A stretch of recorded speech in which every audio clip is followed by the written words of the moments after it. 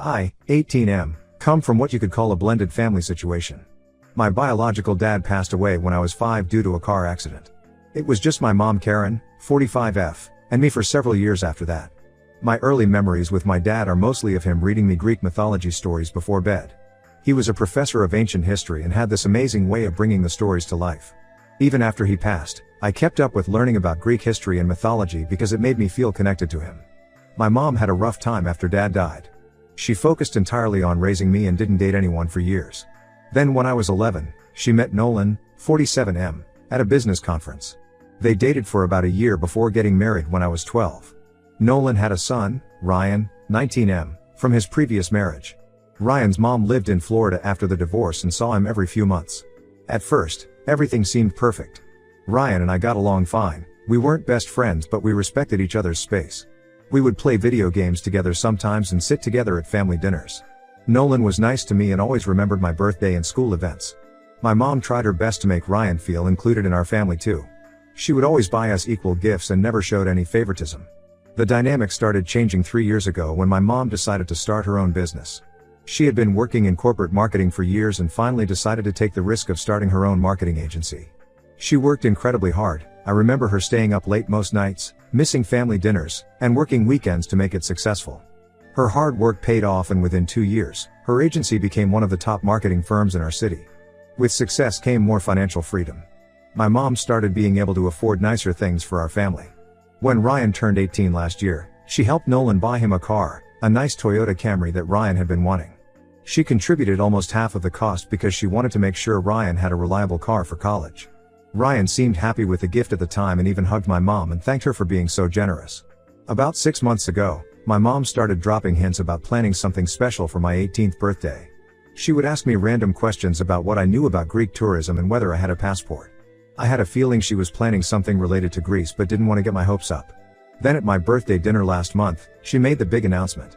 She had planned a 2-week trip to Greece for us, including visits to Athens, Delphi, and several islands. She had remembered all the specific places I had mentioned wanting to visit over the years. She even planned the trip around the archaeological sites that my dad had written about in his unfinished book. The moment she announced it, I could see Ryan's face change.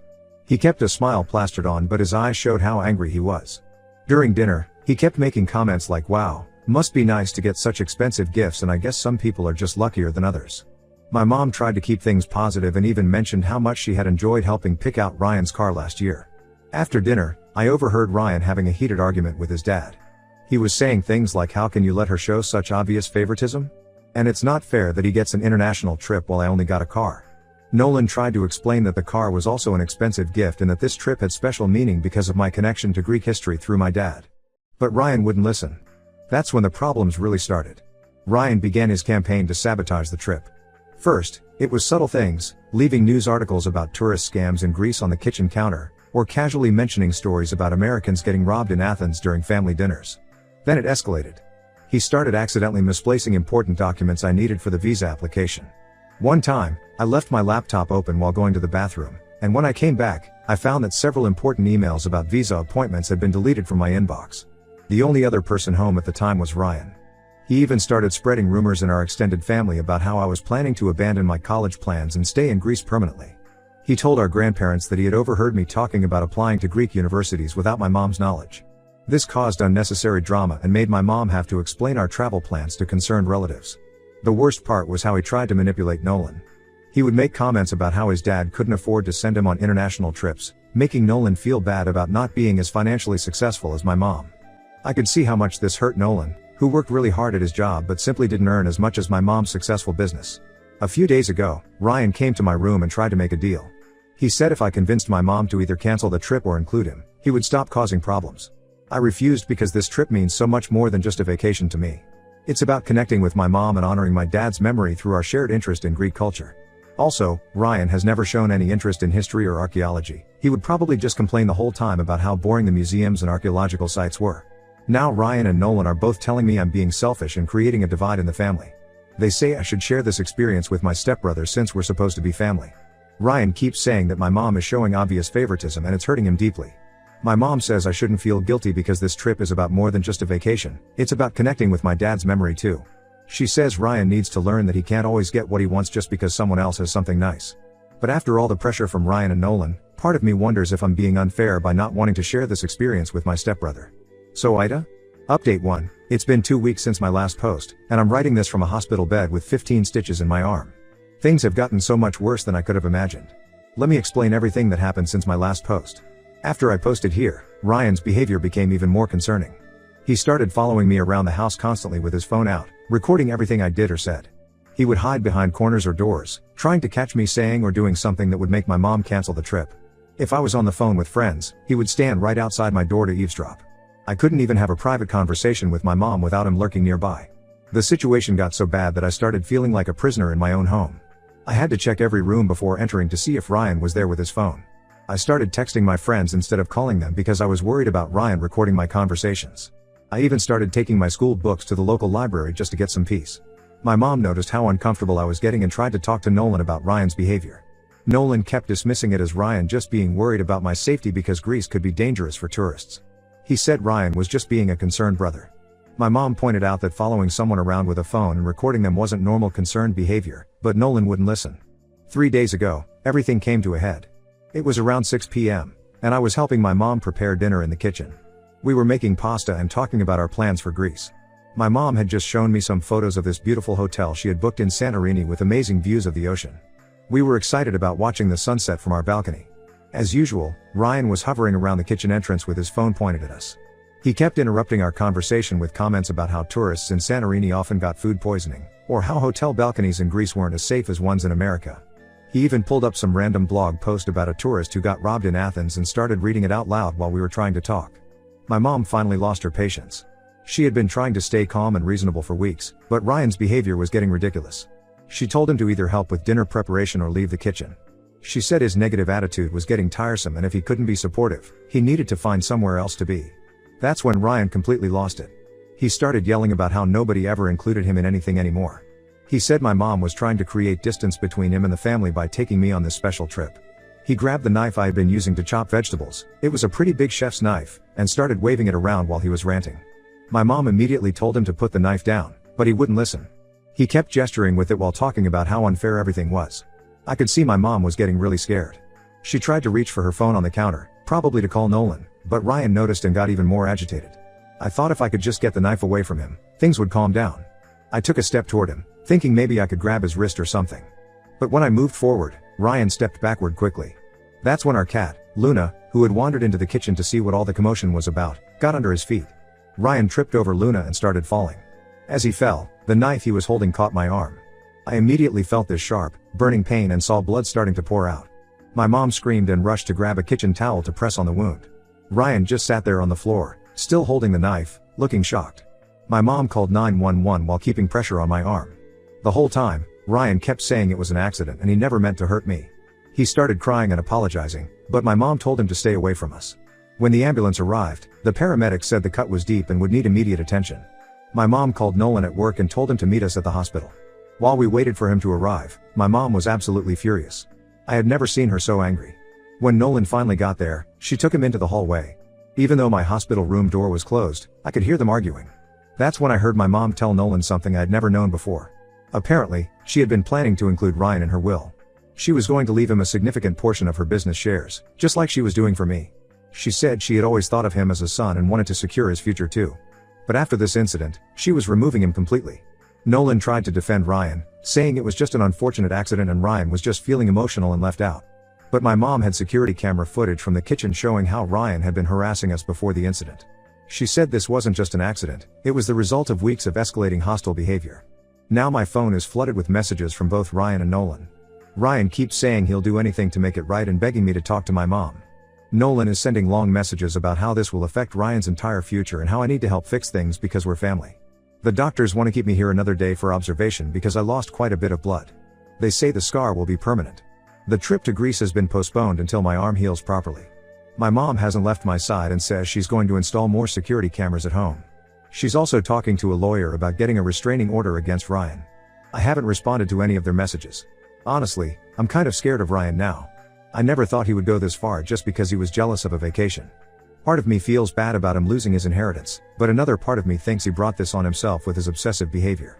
Update 2. It's been a month since I got out of the hospital, and everything has completely fallen apart in our family. The tension in the house after the knife incident was unbearable. My mom insisted that either Ryan had to move out or we would. She said she couldn't sleep knowing that Ryan was in the same house as me, especially after what happened in the kitchen. Nolan spent the first week after the incident begging my mom to reconsider, saying Ryan was truly sorry and would get counseling. But my mom wouldn't budge. She told Nolan that she had given Ryan too many chances already and she couldn't risk my safety anymore. After a lot of arguments and tears, Nolan finally agreed to send Ryan to live with his mom in Florida. The day before Ryan was supposed to leave, something happened that changed everything. Ryan had stormed out after another argument where he was trying to convince my mom to let him stay. In his rush, he left his phone on the kitchen counter. My mom noticed it was constantly buzzing with message notifications from his mom. Usually, my mom would never look through someone's phone, but given everything that had happened, she decided to check. What she found was shocking. There were months of messages between Ryan and his mom, planning different ways to sabotage my trip to Greece. His mom had been sending him links to crime stories from Greece, telling him which ones would scare my mom the most. She suggested he should spread rumors about me planning to stay in Greece permanently, knowing it would worry our relatives. She even advised him to delete my emails about visa appointments, saying it would make me look irresponsible. But the most disturbing messages were from the day before the knife incident. Ryan had told his mom he was going to create a big scene to show everyone how dangerous I was. His plan was to provoke me into a fight and then claim self-defense. His mom had actually encouraged this plan, telling him to make sure he recorded everything so they could prove I was the aggressor. The messages showed that Ryan had been planning to hurt me and make it look like my fault. The only reason it didn't go according to plan was because he tripped over our cat. His mom's response to him actually cutting me was to tell him to stick to their story about it being an accident and to play up how sorry he was. When my mom showed these messages to Nolan, he finally stopped defending Ryan. He just sat there reading them over and over, getting paler by the minute. Then he started crying, saying he couldn't believe his son could be so calculating and cruel. He apologized to me and my mom repeatedly for not believing how serious the situation was. My mom immediately contacted her lawyer. She's not only removed Ryan from her will and business succession plans, but she's also filing for a restraining order. Ryan has been creating new social media accounts to contact me after we block him, and he's been sending emails from different addresses. Each message switches between apologizing and blaming me for ruining his life. His mom has also started calling and texting my mom, claiming we're overreacting to normal teenage jealousy. She says Ryan's future will be ruined if my mom removes him from her will. She even tried to claim that the messages were just jokes and we were misinterpreting them. But it's hard to misinterpret messages literally planning to hurt someone. Nolan hasn't spoken to Ryan's mom since we found the messages. He said he never knew she was this manipulative or that she had been encouraging Ryan's worst behaviors. He's been sleeping in the guest room and barely talks to anyone. I can tell he's struggling to process everything. Some extended family members who don't know the full story are giving us a hard time. They think my mom is being too harsh and that families should forgive each other. But they haven't seen the messages or the security camera footage from the kitchen. They didn't see how methodically Ryan planned to hurt me just because he was jealous. My arm is healing, but the scar is a constant reminder of what happened. Every time I look at it, I think about how my stepbrother was willing to seriously hurt me just because he was jealous of a vacation. The worst part is knowing that it wasn't just a moment of anger, it was something he planned with his mom's encouragement. My mom says she feels guilty for not seeing the signs earlier. She really tried to treat Ryan like her own son, and finding out that he and his mom had been plotting against us this whole time has really hurt her. She's talking about selling the house and moving because there are too many bad memories here now. Update 3, it's been 6 months since everything happened, and I'm writing this from our hotel room in Athens. My arm has healed well, though the scar is still visible. The doctors say it will probably always be noticeable, but honestly, I don't mind it as much anymore. It's a reminder of how close I came to letting toxic people ruin something special for me. A lot has changed in these 6 months. Nolan moved out last month after living in our guest room for several months. He and my mom tried to make things work, but the trust was completely broken. They're getting divorced, and surprisingly, it's been pretty civil. Nolan finally admitted that he had always struggled with my mom being more successful than him. He said it made him defensive of Ryan's behavior because he understood feeling less than in our family. The most interesting development is what's happening with Ryan in Florida. We've heard through mutual friends that he's telling a completely different version of what happened. According to him, I got aggressive when he questioned me about the Greece trip, and he had to defend himself. He's showing people the cut on his hand that he got when he fell while holding the knife, claiming it proves he was the real victim. What Ryan doesn't know is that my mom's lawyer has compiled a solid file of evidence, the security camera footage, the messages between him and his mom planning to hurt me, and all the emails he's sent from different accounts harassing me. My mom says we might need it if he tries anything else in the future. His mom has been causing problems too. She's been contacting our relatives, telling them that my mom is cruel for cutting Ryan out of her will just because of one little accident. She conveniently leaves out the part where she helped Ryan plan that accident. Some relatives who don't know the whole story have been pressuring us to forgive Ryan since he's family. They keep saying things like blood isn't everything and blended families need more understanding. But we have no intention of letting Ryan or his mom back into our lives. My mom has already changed her business succession plans. Instead of splitting the shares between Ryan and me like she originally planned, she's now setting up a trust that will not only secure my future but also fund scholarships for students studying archaeology, a tribute to my dad's passion. My mom and I are closer than ever now. We're having an amazing time exploring Greece together.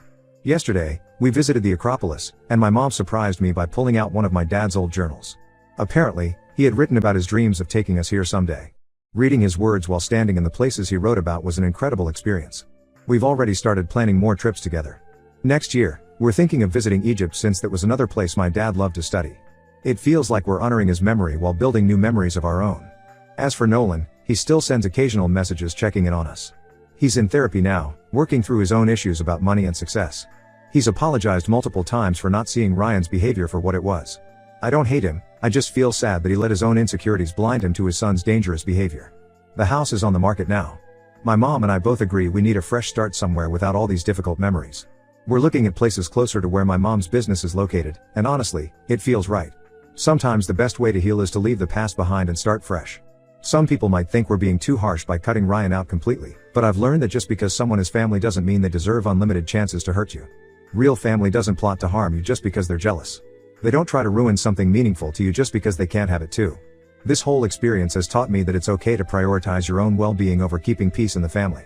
Sometimes the healthiest thing you can do is walk away from toxic relationships, even if those relationships are with family members.